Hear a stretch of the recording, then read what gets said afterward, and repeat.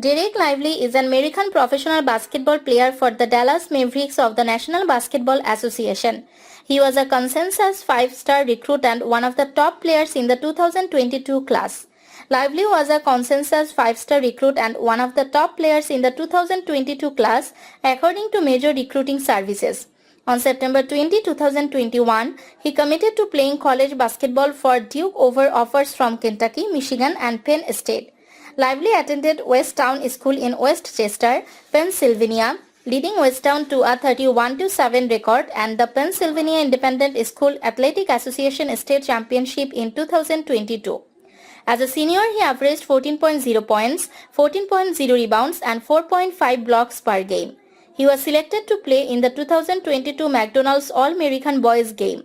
He played college basketball for the Duke Blue Devils. He was a consensus 5-star recruit and one of the top players in the 2022 class. Lively was named to the NBA All-Rookie Second Team in 2024. He was born on February 12, 2004 in Philadelphia, Pennsylvania, to father Philadelphia-born Chef Dereck Lively and mother Southfield, Michigan-born Kathy Phillips Drysdale, a former Penn State basketball star.